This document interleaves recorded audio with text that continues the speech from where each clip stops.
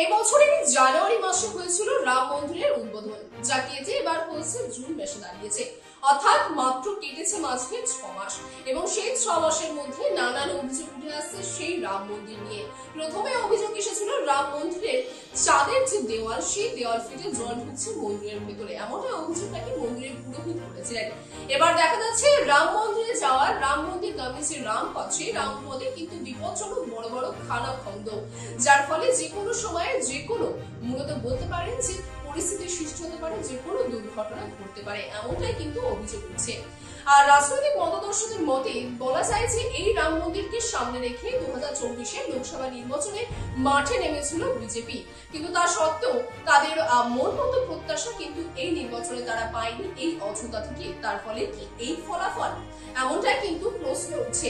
যদিও সেই সমস্ত প্রশ্ন কিন্তু সমূলে ওঠার আগে যোগী আদিত্যনাথের সরকার যুক্তি দিয়ে এবং জরুরি পদক্ষেপের মাধ্যমে সেই বক্তব্য বা বলতে পারেন সেই যে বিতর্ক, সেই বিতর্ককে বন্ধ করার চেষ্টা করছে।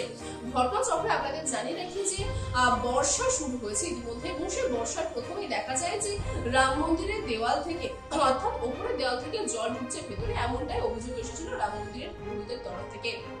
যদিও সেই অভিযোগকে সম্পূর্ণভাবে উড়িয়ে দিয়েছে রাম মন্দির কর্তৃপক্ষ, এবং তারপরে দেখা যায় যে মাঝে 7 দিন টানা বৃষ্টিপাত হয়, এবং তারপরে রাম মন্দির গামী যে রামপথ, সেই রামপথে নাকি বড় বড় খানাখন্দের সৃষ্টি হয়েছে, এবং সেই খানাখন্দের সৃষ্টি হওয়ার পর থেকে কিন্তু তার সোশ্যাল মিডিয়া ভাইরাল হয়, এবং সোশ্যাল মিডিয়া ভাইরাল হওয়ার সঙ্গে সঙ্গে কিন্তু দেখা যায় যোগী আদিত্যনাথের সরকার সে বিষয়ে কড়া ব্যবস্থা নেয়। আর সে বিষয়ে পিডব্লিউডির 3 ইঞ্জিনিয়ারকে কিন্তু ইতিমধ্যে সাসপেন্ড করে দেওয়া হয়েছে যোগী আদিত্যনাথের সরকারের তরফ থেকে।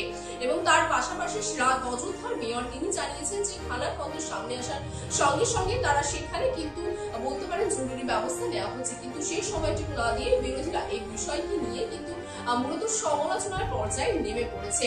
এবং অন্যদিকে যে রাম মন্দিরে যে দেওয়াল ফেটে যে জল পড়ছে ভিতরে, সেই বিষয় নিয়ে কিন্তু রাম মন্দিরের যে কর্তৃপক্ষ তাদের তরফ থেকে জানানো হয়েছে যে রাম মন্দিরে এখনো দোতলায় কাজ চলছে, এবং সেখানে বেশ কিছু জায়গা ছাদের অংশ ফাঁকা রয়েছে, সেখানে পাইপের মাধ্যমে জল হয়তো ভেতরে ঢুকেছে, কিন্তু গর্ভগৃহে কোনো জল ঢুকেনি, এমনটা কিন্তু রাম মন্দির কর্তৃপক্ষের তরফ থেকে জানানো হয়েছে।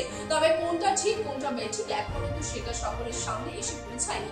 তবে প্রশ্ন এটাই থেকে যাচ্ছে, যেটা কিনা রাজনৈতিক মহলে উঠছে বারবার, যে এই অযোধ্যা থেকে যে প্রত্যাশিত ফল বিজেপির তরফ থেকে আশা করেছিল, সেই ফল কিন্তু এবার বিজেপি পায়নি, যার ফলে কি এই ফলাফল এখন এই মুহূর্তে সেই রাম মন্দিরে, যেটি কিনা মূলত জানুয়ারি থেকে জুন অর্থাৎ 6 মাসে কিন্তু কেবল শুধুমাত্র অতিক্রমণ হয়েছে, এবং সেই 6 মাসের মধ্যে রাম মন্দির থেকে শুরু করে রাম মন্দিরে যাওয়ার যে রামপথ, সেই রামপথে কিন্তু নির্মীয়মান হয়েছে কি নিয়ে, তা নিয়ে কিন্তু বারবার প্রশ্ন উঠছে। তবে এই বিষয়ে যোগী আদিত্যনাথের সরকারের পরে পরবর্তী কি পদক্ষেপ নেবে সেদিকে নজর থাকবে আমাদেরও।